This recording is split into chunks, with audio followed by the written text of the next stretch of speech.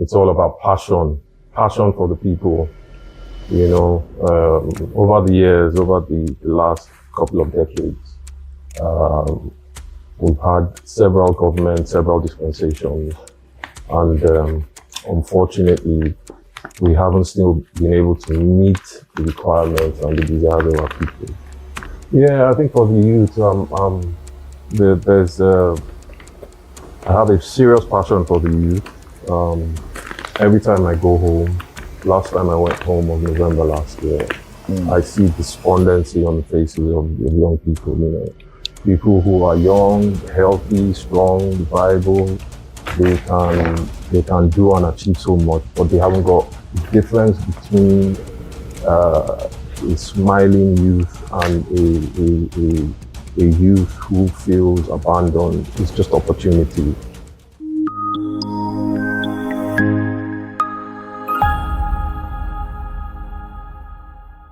Hello everyone, welcome to yet another exciting edition of Talk with Oloye. Today, discuss politics. And as you know, as the 2027 election approaches, Talk with Oloye engage with politicians, gladiators, seasoned political analysts, and then candidates and as well as aspirants to show or to talk about across the political spectrum, to talk about their scorecards and their vision for the next 4 years.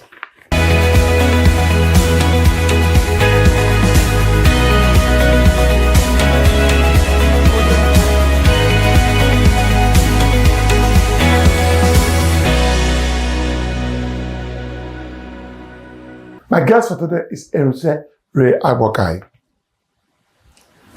Eromose Ray-Agbokhai is a seasoned project management professional. He holds a bachelor's degree in project management from the University of Leeds and a master's degree in project management from the University of Bradford, United Kingdom.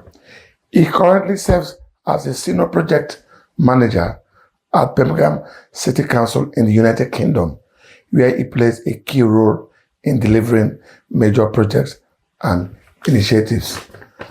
He's an aspirant for the Owan East State House of Assembly, sitting in Edo State, Nigeria, under the APC ahead of the 2027 election. Mr. Eromose Ray-Agbokhai, welcome to Talk with Oloye. Oloye, thank you very much for having me. How are you doing? I'm very well, thank you. And I'm in Birmingham. The last time I came to interview Peter Osasa. You see, Birmingham's beautiful people, beautiful Nigerians that are all professionals that are doing very well. Thank you very much for welcoming to your palace. Thank you. Very much. How are you doing? You project. We'll talk about that. So, why did you decide to go into politics and contest for the Owan East constituency seat, especially when you are quite comfortable here in the UK? Could you please tell your audience? Tell them. Thank you so much. For me, it's all about passion for the people. Over the years, over the last couple of decades, we've had several governments, several dispensations, and unfortunately, we haven't still been able to meet the requirements and the desires of our people. And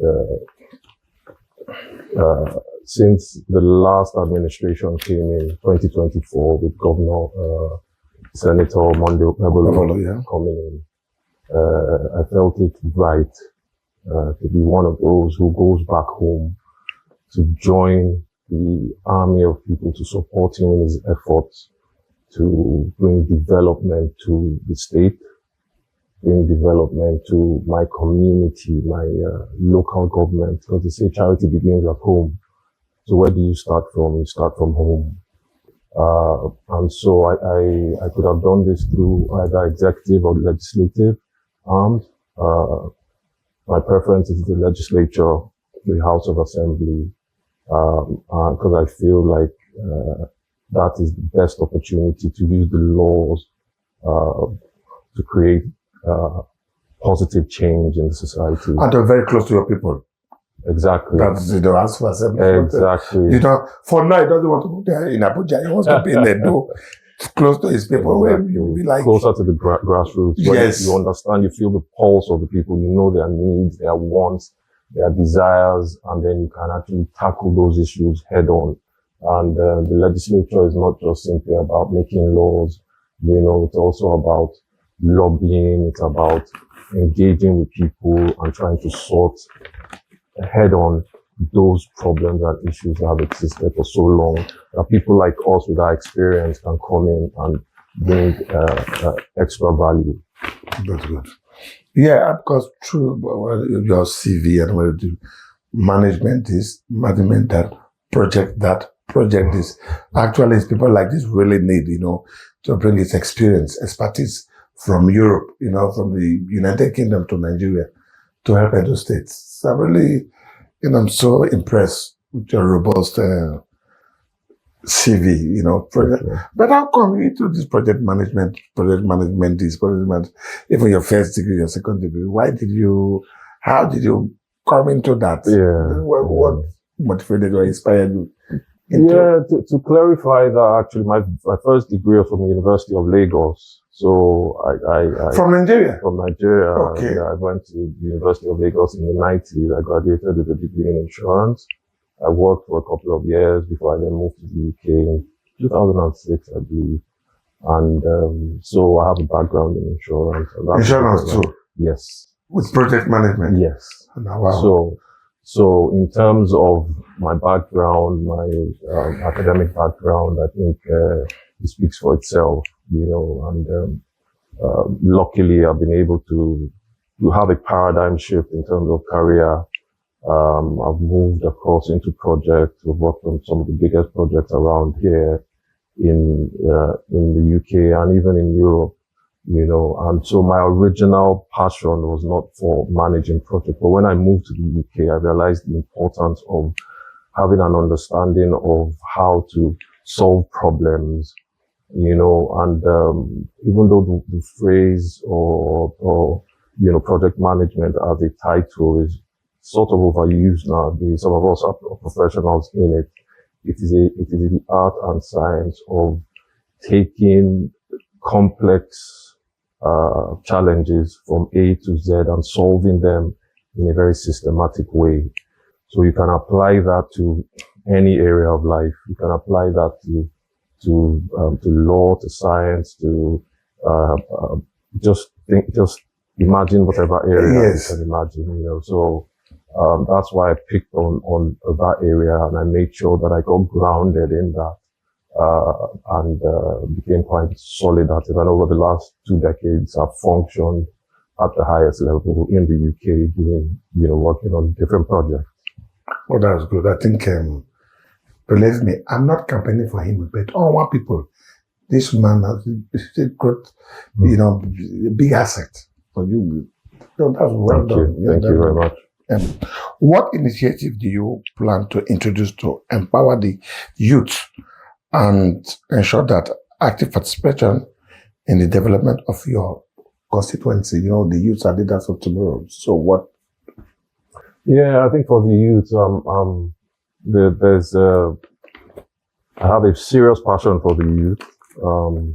Every time I go home, last time I went home was November last year, I see despondency on the faces of young people, people who are young, healthy, strong, viable.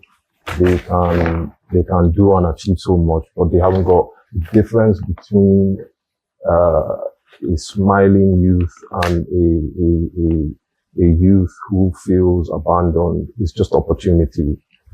These young men and women in Owan East haven't got that opportunity. They haven't got those opportunities. They are not exposed to these opportunities. And for me, my main task would be simply to support them in any way I can. So from a legislative point of view, what sort of laws are we looking at to enhance opportunities for young people and young adults, be they male or female? We need to enhance their exposure to opportunities, and we also need to. But firstly, I think one of the things that we need to do is look at it holistically: short term, medium term, long term. What can we do in the short term? Long term, that will sort itself out. But in the short term, I would like to pick on quite a number, maybe about 100, because the local government is split into 2 zones, so Axis 1 and Axis 2. Pick about 50 in most needy youth from each of those axes, so that's about 100 in the short term. Support them with whatever they need in terms of entrepreneurial skills and support, whatever they need to start businesses, vocational skills if they don't have any. If they have, what are the barriers and the challenges to, setting up businesses? Because we know Nigeria is a very challenging environment. Also, amongst that mix, Owan East is an agrarian local authority. Okay.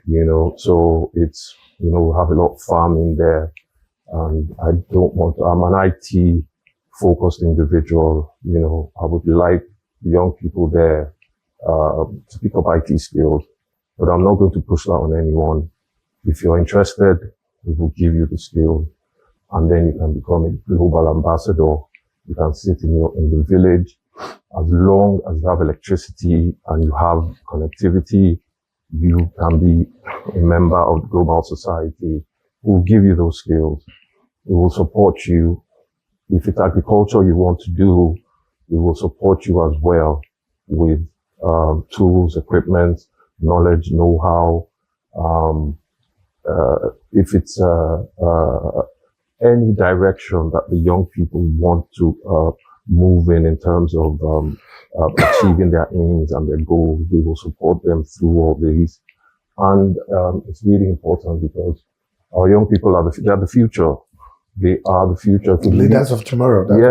If we leave them to just keep following and not achieving anything, it then comes back to bite us. We have seen it happen in front of our eyes. The young people in the north who are terrorizing us today, that is because they were abandoned. We don't want that to happen in the southern part of Nigeria as well. If we continue to abandon these people, they will one day rise up, and we don't want to even think of that scenario. So these are some of the things that we will look at in terms of short term, but long term as well. We will have to work with our colleagues in the House to look at how to put things in place, a globalized system of supporting young people and young adults with skills and entrepreneurship going forward. Oh, that's brilliant. Why did you decide to choose to run under the APC platform for the next election? Yeah, that's an interesting one. I think I mentioned earlier about the governor, Governor Monday Abelo. I think he's doing an absolutely astounding job. I think let's even start with Mr. President, because he has keyed into Mr. President's vision for the country, and I think anyone who hasn't seen that must either be blind or trying to be, clever by half. It's really, really important that we all support Mr. Governor in his efforts to bring development to the people. He's doing so much for the state. We all went home at least some of us went home, we traveled home. I spent a couple of weeks at home supporting this man who I had not met at the time. And we, spent resources, spent our time, were away from our families just to support him to win the election. And if anyone told me then that this is less than 2 years now that he would have achieved all these things he has achieved in terms of infrastructure, and even in the educational sector, what he's achieved already in a year and a half, I believe about that. I would have said no, they were lying. But he has achieved so much, and there's absolutely no other political party that represents what he stands for right now. Everyone else is bickering, making so much noise. They haven't got any focus as to, what the challenges are, how to nip those challenges in the bud. And everyone just has the same template over and over and over again. But this man is there. He's doing the job. He's doing better than expected. And I would love to join him in his Shine agenda and help him deliver that Shine agenda at the Owan East level. And this keys into Mr. President as well with the Renewed Hope agenda. Absolutely fantastic agenda of, that looks at nearly all areas of our lives as Nigerians, and very different from the last APC dispensation that we had. This is a much more progressive APC representation. So we are happy to support Mr. President. We are happy to support Mr. Governor, and we will work with them to deliver those dividends of democracy. And good governance. And good governance as well. Thank you very much. Thank you very much. Thank you very much. That's the name. How do you intend to harness the economic potential of the Edo diaspora, especially from those from your constituency?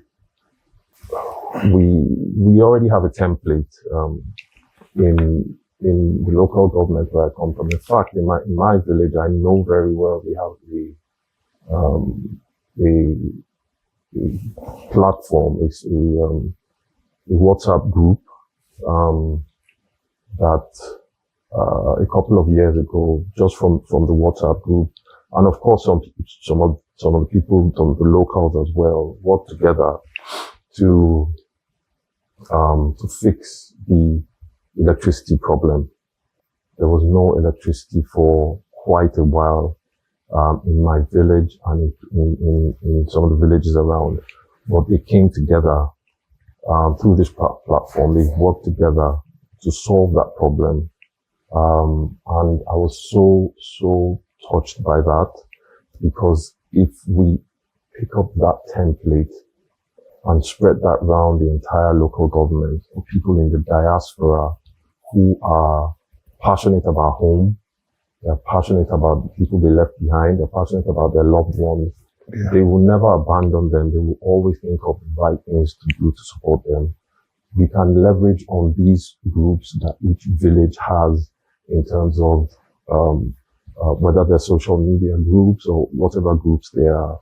We bring them into one collective group, and we start to look at what can we do from the diaspora to solve educational problems around the local government. The government can do only so much. There's a lot for the people to do as well. Yeah. And what we're hoping is that the government does more and the people do less. So we're not looking to tax people and take all their earnings, but we're looking to bring them all together in a sort of social activism, so that we can support the people, whether it be in agriculture, whether it be in health, whether it be in whatever situation, whatever scenario. Bring our brothers and sisters together in the diaspora in one group to say, let us solve the problems that the government is still planning around or is still working to get to. Before then, we can do X, Y, and Z. So let's pool our resources together and support these people. And they've done it before, like I just gave an example, so I don't see a problem in them doing it again. So yes, harnessing that potential is something that is very possible and very doable. Okay, my friend. The next question. Why should the people of our East constituency vote for you? Why should they vote for you? Take a and talk to them. Talk to your people. Why should they vote for you? Tell them what you have to offer. Well, I'm offering a vision of our East. And this vision is one where in 4 years' time, 2027 to 2031, by 2031, I'm able to bring Mr. President to our East.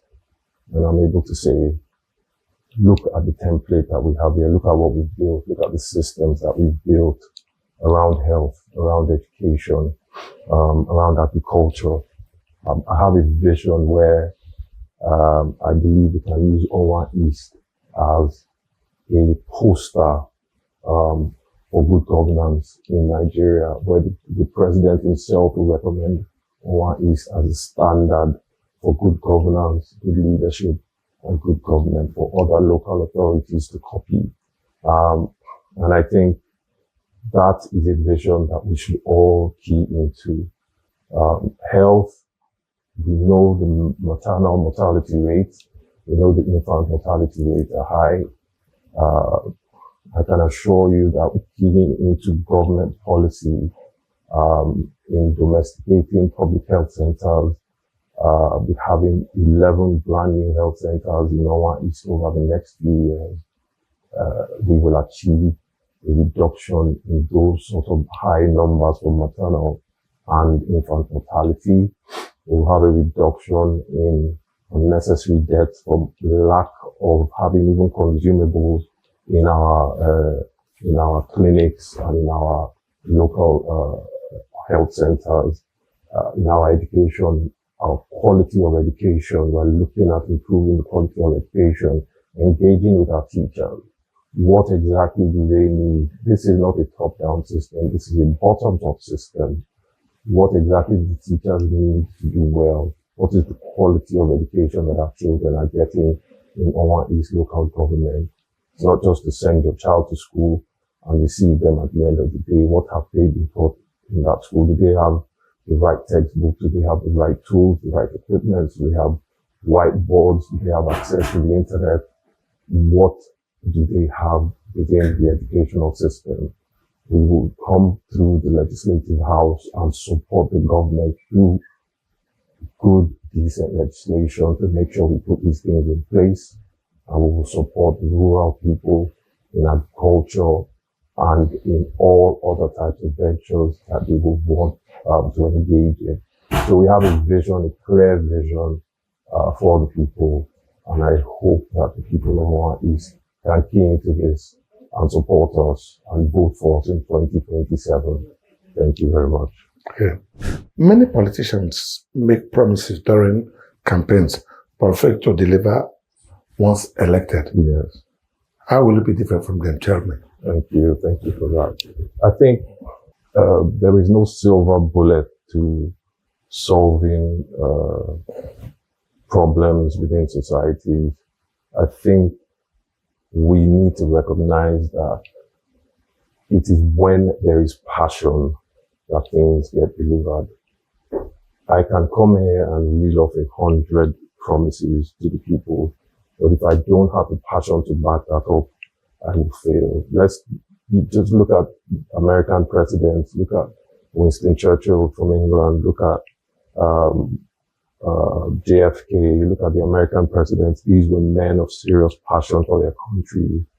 If we don't have that passion, we will never achieve anything. And I think that me as an individual, I have absolutely no reason to want to. You said it when you started. Have a comfortable life. I have no reason to live that for anything. I'm doing this simply because of the passion, simply because I feel that the people deserve a better life. And I have done a lot of these things before in terms of my work over here in the UK. I've delivered a lot of community development programs and projects. And I'm simply going to replicate those in the Nigerian environment, which is a more challenging one, we all agree, but it has been done before. I have done it before, and I will replicate that with the passion that I have for the people to give them what they want. And it's all about what they desire, not what I'm looking for, but what they desire, and we will give that to them. Okay, that's good. Do you have any final thoughts or insight you would like to share with the audience and people from Owan East, your constituency? Yes, I think my people in Owan East, they go like I said, be very expectant, be very hopeful, and let us not lose hope. The president has said his agenda is a renewed hope agenda. Hope is really important. Let us not give up at the last minute. We will work together. We will deliver all those things that are required to make life sensible and meaningful for the average citizen in Owan East. We will not just work in silos. We will work with the local government chairman. We will work with the commissioners. We will work with the governor. We will work with all stakeholders. And most importantly, we will work with the citizens of the local government. You will tell us what you want and we'll deliver exactly what you want. We have a bright future, with me, Eromose Ray-Agbokhai, your son. We will deliver good governance. We will deliver, a healthy, trustworthy, and reliable system, that will support you, support your children, support your family, support your loved ones. And we will not disappoint you. And by the grace of God, we will do this together and achieve great things. Thank you so much. Thanks. And when is the primary? I think it's, I believe it's scheduled between the end of April and May, and 30th of May, yes. So, yeah, that's about a window of about a month, yes. Thank you very much. We hope to be there. Mr. Eromose Ray-Agbokhai, thank you very much for coming to talk with Oloye, for allowing me to your place. I wish you success. Thank you. I wish you success. And people of Owan, you heard from your son, and then you know what to do. Thank you very much for coming, and then thank you. God bless you. God bless you. True. I hope the next time interview will be in Edo State by House God's Assembly. grace. By God's grace. Come to your chambers to talk to you, I think, about that would be great. We'd love to have you. the progress you've made and things like that. So I really wish you success. Thank you. Thank you very much. Until next time, from Birmingham, Oloye. Peace. Goodbye.